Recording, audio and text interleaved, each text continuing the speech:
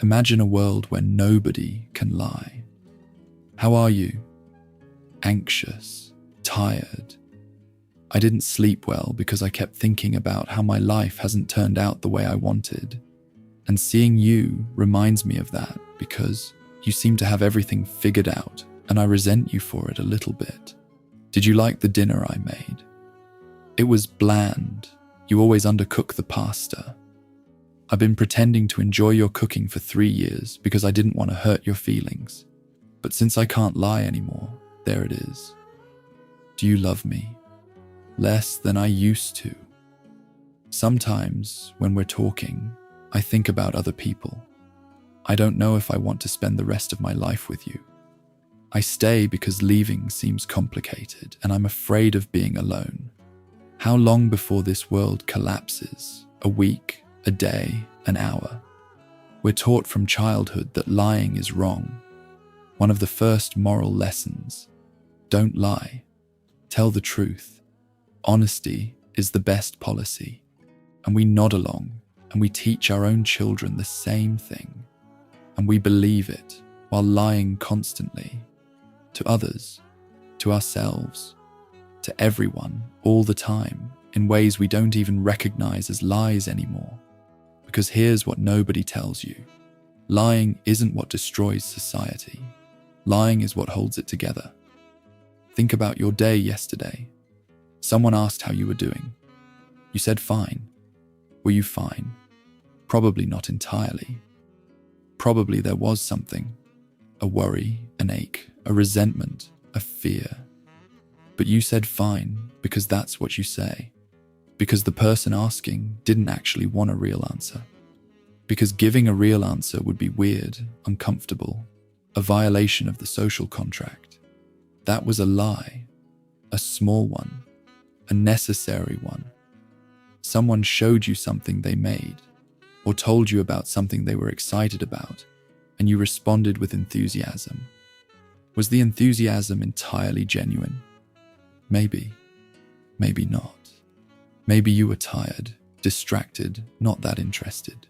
But you performed interest because that's what you do for people you care about. You give them the reaction they need, not the reaction you actually have. That was a lie too.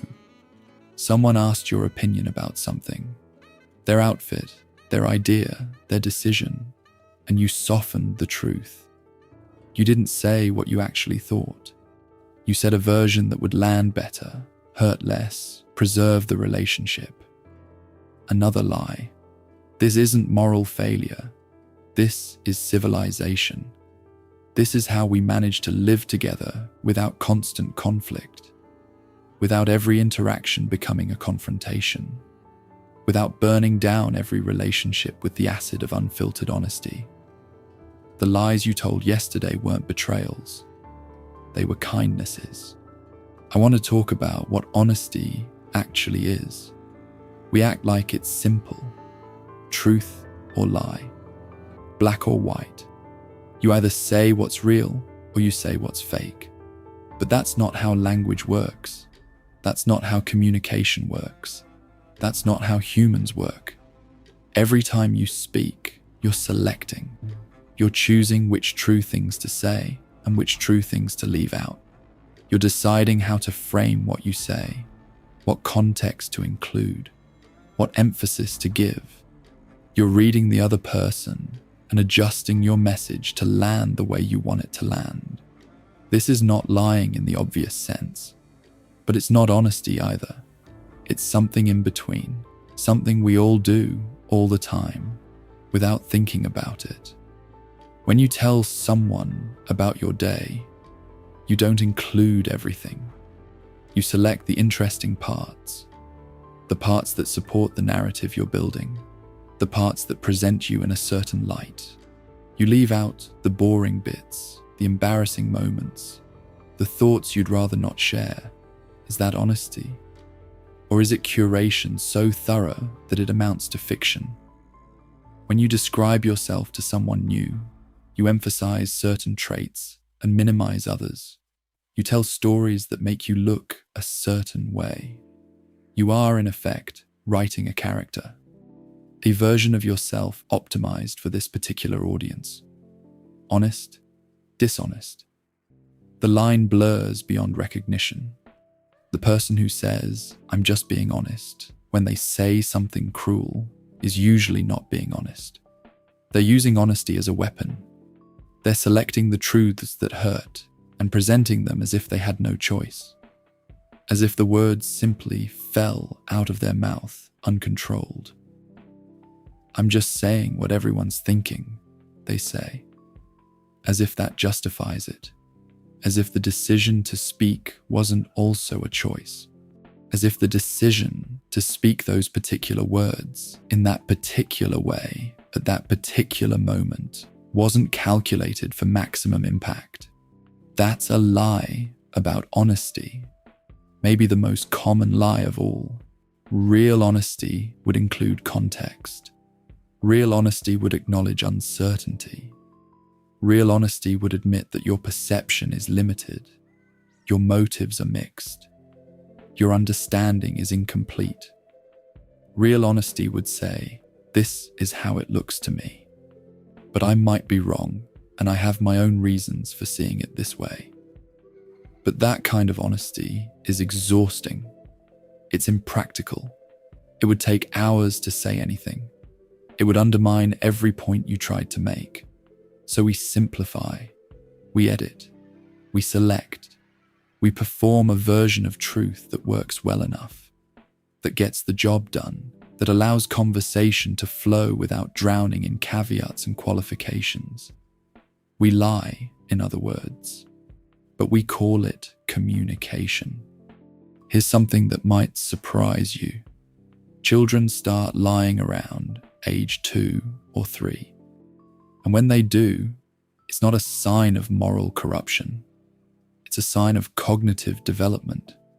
Lying is hard, much harder than telling the truth. To lie successfully, you need to understand that other people have minds different from yours, that they don't automatically know what you know, see what you see, think what you think. This is called theory of mind, and it's one of the most important cognitive abilities humans develop. You need to hold two versions of reality simultaneously: what actually happened and what you're claiming happened. This requires working memory, the ability to juggle multiple things in your mind at once. You need to track what you've said to whom. You need to remember your lies, maintain consistency, update the false reality as conversations evolve. This requires sophisticated memory and planning abilities. You need to predict how your lie will be received and adjust accordingly.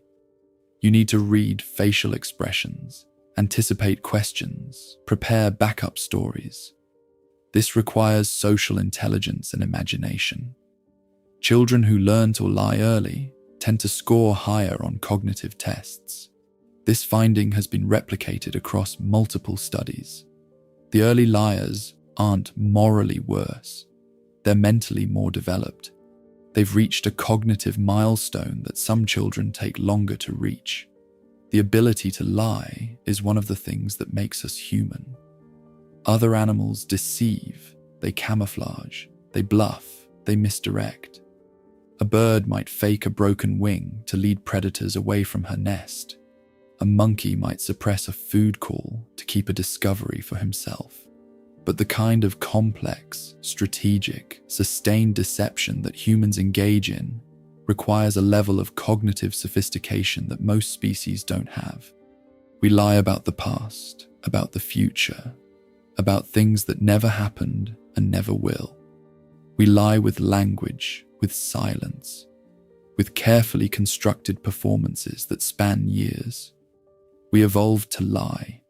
Our brains are built for it, and the same capacities that let us lie, theory of mind, imagination, mental simulation, are the capacities that let us create art, tell stories, build cultures, connect with each other across the vast gap of separate consciousness. You can't have empathy without theory of mind.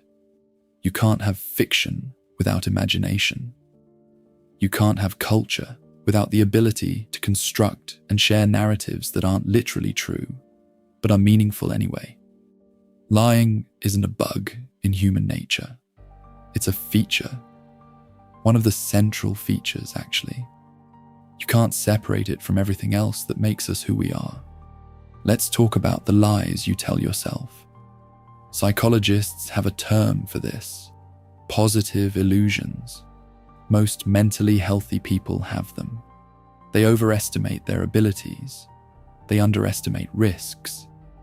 They believe they're more in control than they are. They think their future will be better than statistics suggest. They remember their past selves more favorably than warranted.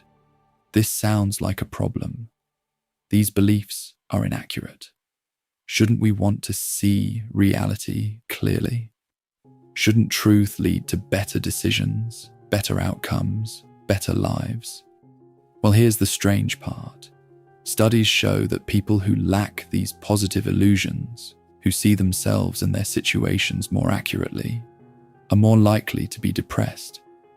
This phenomenon is called depressive realism. People with depression tend to be better at assessing their actual abilities, predicting outcomes, understanding how others perceive them.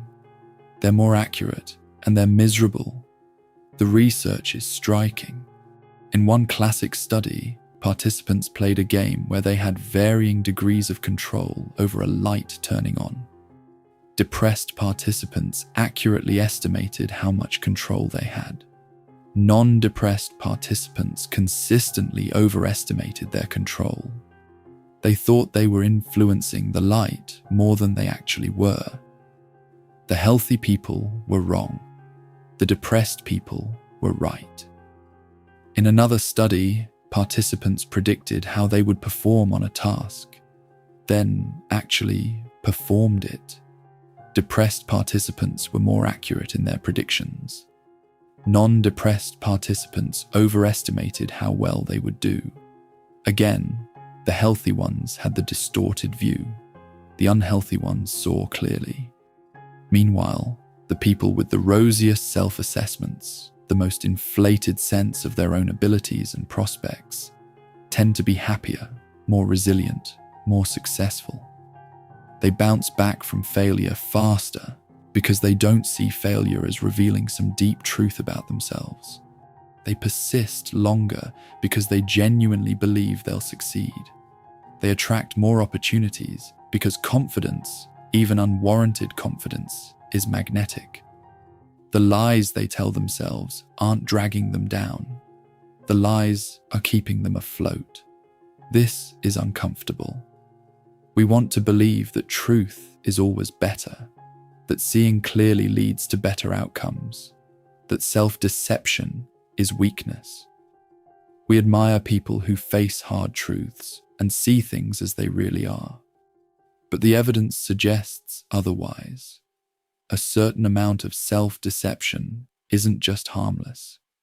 It might be necessary. Necessary for mental health. Necessary for motivation. Necessary for the basic willingness to get up in the morning and try again. The depressed person who sees themselves accurately might be right about everything. Their limitations, their prospects, how others view them. But being right doesn't help. Being right might be precisely the problem. You lie to yourself about your chances. You lie to yourself about your worth. You lie to yourself about the meaningfulness of what you're doing. You remember your successes more vividly than your failures. You attribute good outcomes to your skill and bad outcomes to circumstance. And those lies might be the only reason you're still here.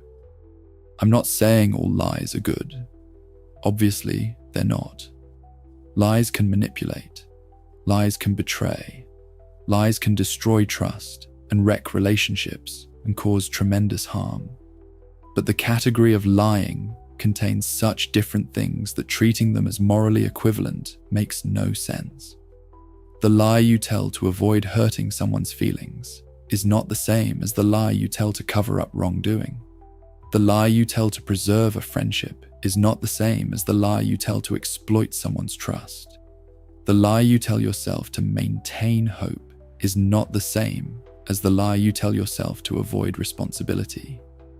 We need a more nuanced vocabulary for this. We need to distinguish between lies that serve connection and lies that destroy it, between lies that protect and lies that exploit, between lies that make life possible and lies that make it worse. The blanket condemnation of lying, always, is itself a kind of lie, a simplification that doesn't match reality, an easy moral rule that falls apart the moment you look at actual human life. Think about the closest relationship you have. How much does that person know about what goes on inside your head? Really know, not what you've told them, not the edited version, the actual contents of your mind, the petty thoughts, the fleeting resentments, the embarrassing fantasies, the moments of doubt about them, about yourself, about everything. If they knew all of it, would they still be close to you? Maybe. Some relationships can survive radical transparency, but most can't. Most relationships require a certain amount of curation, selection, strategic presentation. The people involved aren't dishonest in some corrupt sense. It's just that complete honesty between two people is impossible to sustain. Think about what complete honesty would require. Every flash of annoyance, spoken. Every passing attraction to someone else, confessed. Every doubt about the relationship, laid bare. Every unflattering thought you've ever had about them, their habits, their body, their mind, shared openly. No relationship survives this, none. Even the strongest bonds would buckle under the weight of unfiltered truth. You can't share everything. You can't even articulate everything. So you choose what to share, what to hold back, what to emphasize, what to downplay. You construct a version of yourself that you present to them, and they do the same for you. This isn't betrayal. This is intimacy. Real intimacy isn't about knowing everything about another person. It's about knowing enough, knowing the important parts, and trusting that what's hidden isn't hidden out of malice. We have this romantic idea that true love means total transparency, that if you really love someone, you tell them everything, that secrets are poison. But think about the couples you know who practice this, the ones who share every thought, process every feeling aloud, refuse to hold anything back. Are they happier, more connected, or are they exhausted, constantly navigating emotional landmines, never able to let anything rest? Every relationship is a collaboration in mutual fiction. You agree together on what counts, what matters, what you're going to pretend not to notice. You build a shared story that works for both of you, even if it doesn't match every objective fact. She knows you find other women attractive. You both know this, but she doesn't need to hear about it every time it happens, and you don't need to say it. The silence isn't dishonesty, it's tact. It's choosing the relationship over the compulsion to narrate your inner life. He knows you sometimes wonder if you made the right choice. You both know that doubt visits every long relationship, but speaking it every time you feel it doesn't strengthen the bond, it erodes it. Some truths serve no purpose except to wound. The couples who try for total honesty, who insist on sharing every thought and feeling, who refuse to hold anything back, they often destroy what they're trying to strengthen. Because total honesty is a weight that most relationships can't bear. A little bit of mercy, a little bit of tact, a little bit of strategic silence. These are the lies that let love survive. I want to tell you about a study. Researchers asked participants to go an entire day without lying. complete honesty for 24 hours. Say only true things. Don't omit, don't exaggerate, don't spin. If someone asks how you're doing, tell them. If someone asks your opinion, give it. No white lies, no social lubricant, no merciful silences. It was brutal. Participants reported constant social friction. Conversations that usually flowed easily became minefields. Small talk, the lubricant of daily interaction, became almost impossible. How do you do small talk without any of the tiny politenesses, the harmless exaggerations, the conventional responses that aren't quite true, but aren't really lies either? How was your weekend? Becomes a trap. Do you tell them it was fine when actually you spent most of it anxious and scrolling your phone? Do you unload the full truth on a colleague who was just being polite? That's a nice shirt. Becomes impossible to say unless you genuinely, specifically, enthusiastically admire the shirt. No more casual compliments. No more social smoothing. We should get together sometime. That thing everyone says and no one means becomes unspeakable. You either have to propose specific plans or admit you don't actually want to see this person.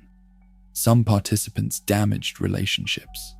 They said things they couldn't take back. The truth, it turned out, was not always welcome, not always helpful, not always kind. One participant told a friend what she really thought of her boyfriend. The friendship didn't recover. Another participant answered honestly when his mother asked if he was happy with his life. The resulting conversation lasted for hours and left everyone feeling worse. By the end of the day, most participants were exhausted. The effort of monitoring every statement, filtering out anything that wasn't strictly accurate, refusing the easy shorthand of social lying. It was cognitively draining in a way they hadn't expected. They also reported something surprising. They felt more isolated. Without the small lies that connect us, they felt like strangers in their own lives. The lies, they realized, weren't walls between them and other people. They were bridges. This is what life would be like in that hypothetical world where no one can lie. Not liberating, not pure, not better, just harder, lonelier, more bruising. So what do we do with this? I'm not telling you to lie more. I'm not giving you permission to deceive the people who trust you. I'm not saying honesty doesn't matter or that truth isn't valuable. I'm saying the picture is more complicated than we pretend. We live in a world where lying is condemned and constantly practiced, where honesty is praised and rarely delivered, where everyone knows that social life requires a certain amount of fiction, but we're not supposed to say that out loud. Maybe we should say it out loud. Maybe acknowledging the role of lying in human life would make us more honest, paradoxically. Honest about our dishonesty. Clear-eyed about the fictions we maintain. Because the alternative, pretending that we're all basically honest, that lying is aberration rather than norm, that truth flows naturally between people, that's its own kind of lie, and not a particularly useful one. The word sincere comes from Latin. The traditional etymology, probably false but poetic, says it derives from sincera, meaning without wax. The story goes that Roman sculptors would sometimes hide cracks in their marble with wax. The sculpture would look perfect until the wax melted in the sun, revealing the flaws underneath. Sculptures sold as sincera were guaranteed to have no hidden defects, without wax, without filler, without the material that hides what's broken. But humans are all cracked. We're all flawed. We all have parts of ourselves that we hide, that we cover over, that we don't show to the world. The wax isn't deception. The wax is mercy, for ourselves and for others. To demand that everyone show their cracks all the time is to demand something inhuman, something that ignores the basic vulnerability of being a person, the constant negotiation between what we are and what we can bear to show. The beauty of being a liar isn't that lying is morally good. It's that lying acknowledges human limitation. It acknowledges that we can't be fully known, can't know others fully, can't live in the glaring light of complete truth without burning up. We need the shade. We need the softening. We need the small mercies of not saying everything we see. One more thing, the lies you tell yourself, the ones about your worth, your chances, your future, they might be the most important lies of all. Because here's what happens when you see yourself with perfect accuracy. You see someone limited, someone who will fail more than they succeed, someone whose impact on the world will probably be smaller than they hope, someone who will be forgotten not long after they die, remembered only in fading photographs and stories that grow less accurate with each telling. This is true for almost everyone. It's statistically accurate. It's the reality that depressive realism reveals. And it's unbearable, unlivable. The facts aren't wrong, but humans aren't built to operate on facts alone. We run on hope. We run on meaning. We run on the belief that what we're doing matters, that tomorrow might be better, that we're worth something despite all evidence to the contrary. These beliefs aren't always true. They might never be provably true, but they're necessary. They're the fuel that keeps us moving. They're what gets us out of bed on mornings when the bed seems like the only reasonable place to be. The entrepreneur who believes her startup will succeed when statistically it probably won't, needs that belief to keep going. The truth would stop her before she started. The artist who believes his work matters, when most art disappears without a trace, needs that belief to create. The truth would silence him. The person who believes they're worthy of love, despite all their flaws, all their failures, all the ways they've disappointed themselves and others, needs that belief to open themselves to another person. The truth would close them off forever. The lie you tell yourself when you wake up in the morning, that today matters, that your efforts count, that there's a point to all of this, that lie might be the most beautiful thing about you.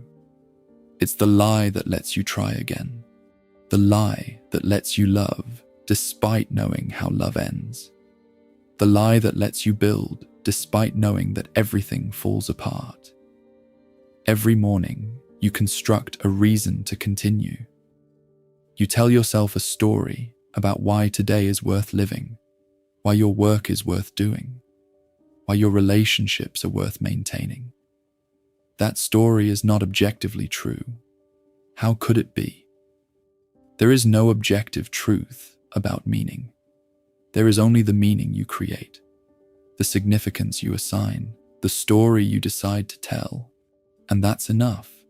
That's all any of us has. That's all any of us has ever had. We started with a world where nobody can lie.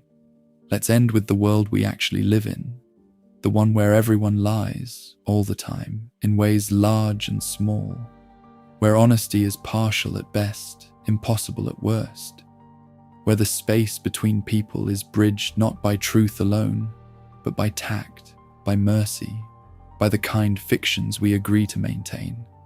This world is messier than the one we pretend to want, less pure, less simple, but it's livable, it's human.